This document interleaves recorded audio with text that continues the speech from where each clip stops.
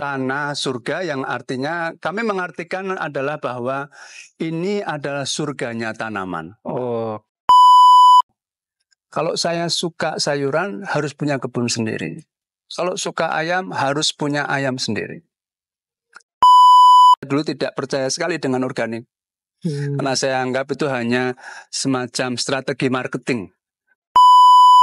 Konsep beautiful, cantik, mulus, itu kelihatannya perlu dikonstruksi ulang. Karena ternyata mulus permukaan, isinya ternyata tidak sehat. Kalau kita ngomong tentang sayuran.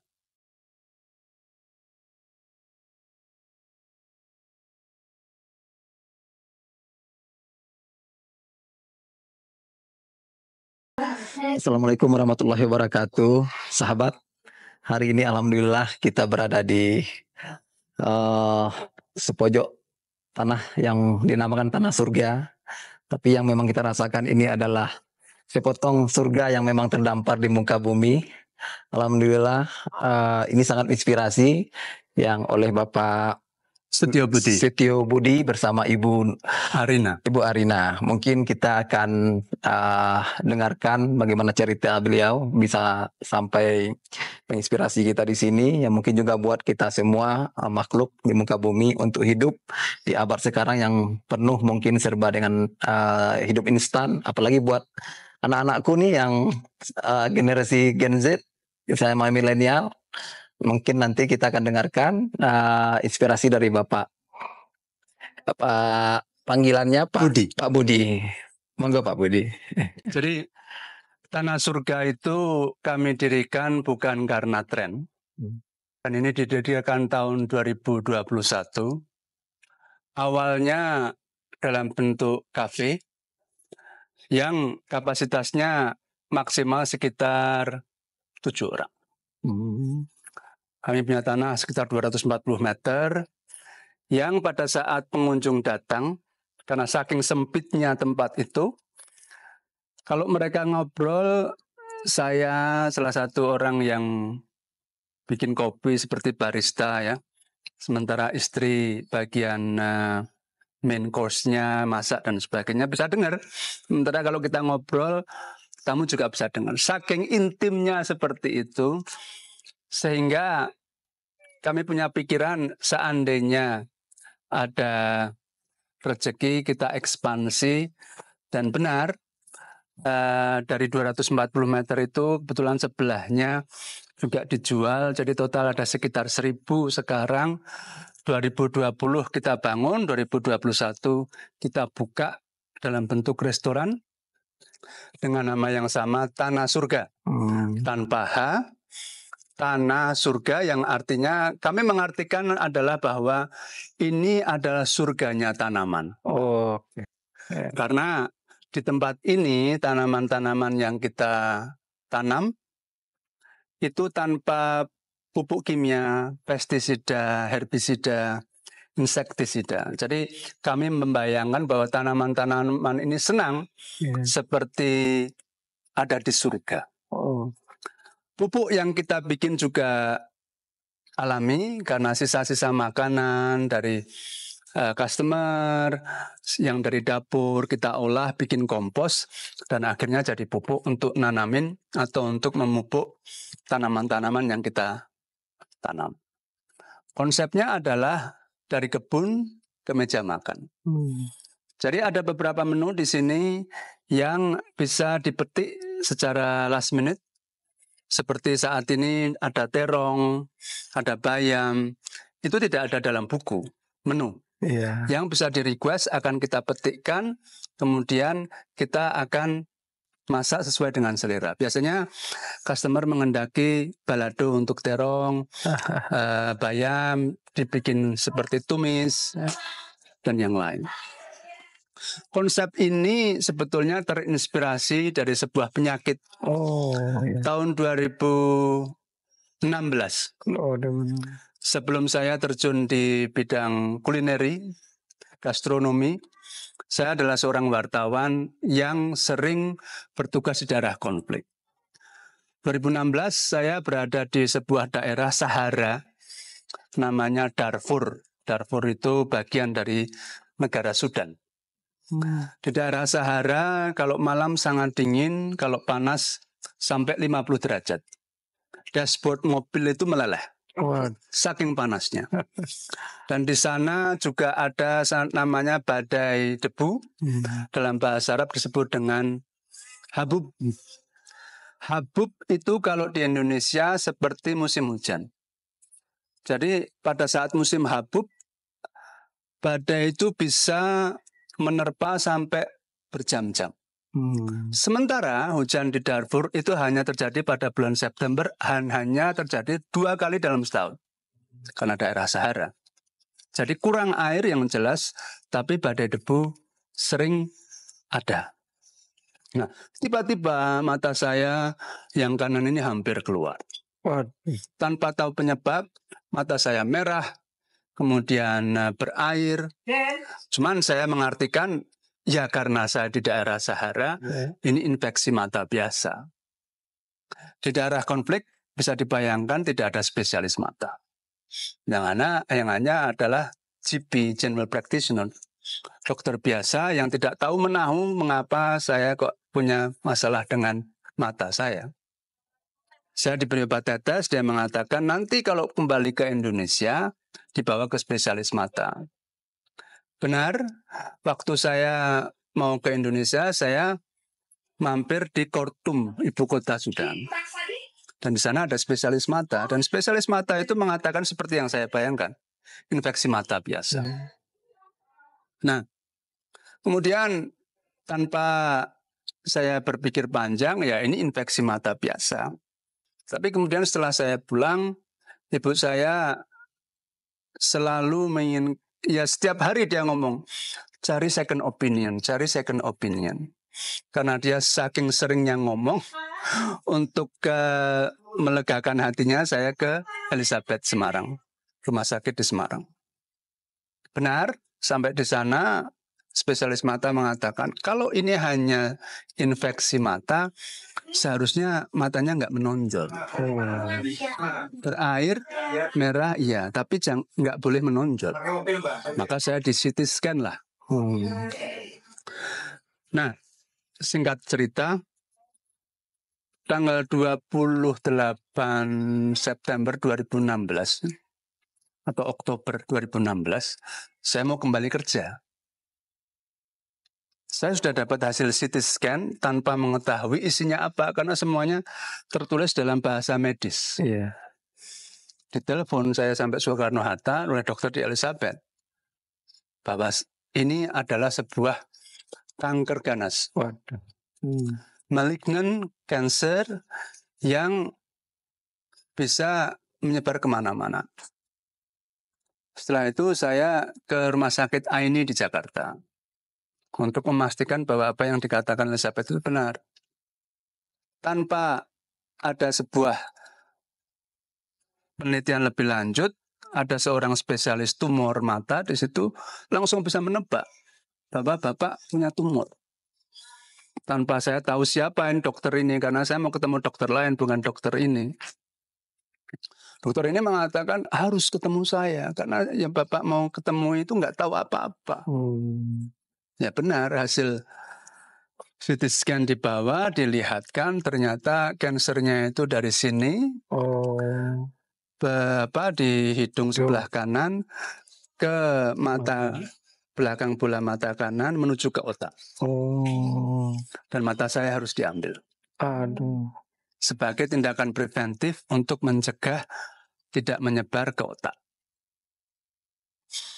Ya, itu yang terjadi. Jadi 2016 bulan November tanggal 30 saya memutuskan untuk mengambil mata saya yang kanan.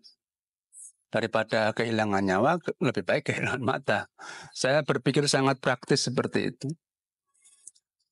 Singkat cerita, setelah dioperasi matanya mau diambil, di saat yang sama mau diteliti sebetulnya jenis kankernya apa. Ternyata kelenjar getah bening. Limfoma non-Hodgkin yang ganas. Tetapi limfoma ini tidak perlu dioperasi, diambil matanya, dan disembuhkan lewat kemoterapi. Dan itulah yang terjadi. Jadi sejak Desember 2016 sampai bulan Agustus saya menjalani kemoterapi 6 kali. Agustus 2017. 17 Agustus selesai. Sewaktu saya mendapatkan kemoterapi, proses itu ahli gizi datang dan beberapa kali dia bilang, kalau saya suka sayuran harus punya kebun sendiri. Kalau suka ayam harus punya ayam sendiri. Tanpa tahu penyebabnya apa ini. Kemudian setelah saya ulik-ulik ternyata ya memang bahwa herbisida, insektisida, pestisida itu punya link yang kuat dengan kanker. Dan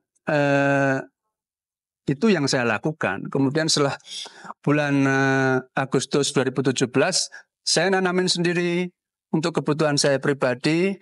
Dan karena hasilnya sangat banyak, maka kami waktu itu buka kafe dan sekarang buka restoran Tanah Surga. Yang salah satu keinginan saya adalah untuk mengedukasi customer paling tidak ya dan masyarakat sekitar tentang pentingnya hidup sehat, menanam sendiri dan mengambil hasilnya. Dan jelas kalau tanam sendiri kita tahu apa yang kita masukkan ke dalam tanah. Kita tahu tanaman yang kita ambil dari petani atau tempat-tempat yang jual tanaman itu kualitasnya bagaimana. Dan itu yang kita tunjukkan kepada customer. Dari proses itulah sebetulnya orang yang awalnya sangat antipati. Saya dulu tidak percaya sekali dengan organik. Karena saya anggap itu hanya semacam strategi marketing.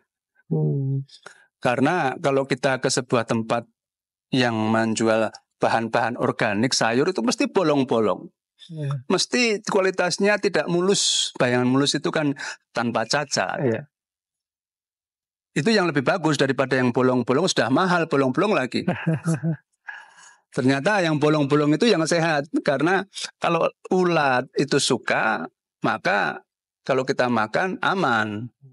Nah kalau ulat sudah tidak suka dengan kualitas bahan atau sayuran yang mulus tadi, berarti sebetulnya kita nggak boleh makan.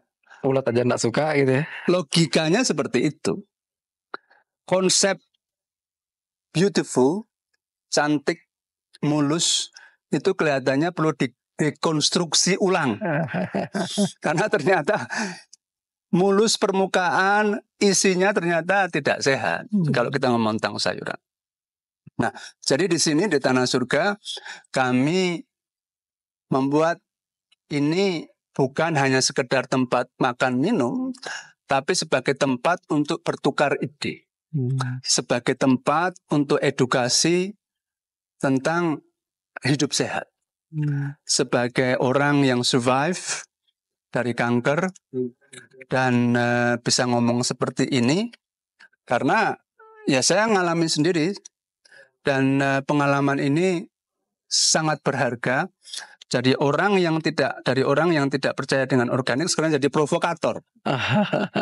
Provokator pada masyarakat untuk hidup sehat. Awalnya itu. Dan sekarang kami di sini di Tanah Surga kami juga mendatangkan anak-anak untuk mengetahui sayuran yang kami tanam, proses pembuatan pupuk. Jadi semua makanan yang sisa kita bikin pupuk, semua kulit buah kita bikin ekoenzim, ya yang kita bisa gunakan untuk bersih-bersih, selain juga untuk disemprotkan ke tanaman.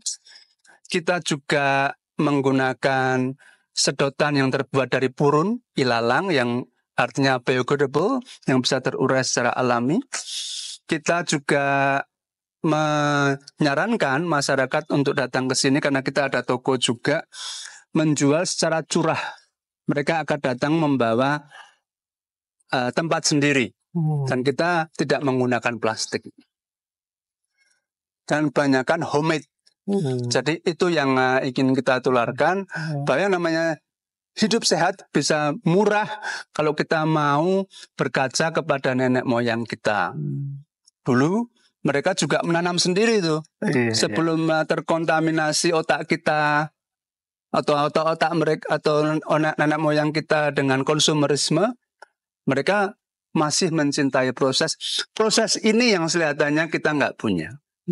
Artinya kalau ada pun sangat kecil marginnya. Jadi kita ingin mengalihkan proses, menghargai proses, mencintai proses untuk ya tadi yang instan itu ternyata nggak sehat.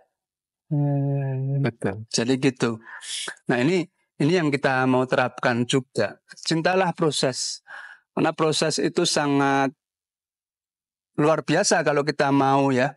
Tanpa jumping, selalu berpikir hasil. Selalu berpikir kalau ngomong tentang dunia bisnis kuliner, profit. Di sini profitnya, marginnya sangat kecil. Karena jualan kita seperti yang saya pernah katakan, jualan ide sebetulnya. Karena dari pengalaman ini, jualan kita adalah jualan ide. Makanan minuman itu sebagai sarana untuk bisa bercerita, untuk bisa bertukar pikiran.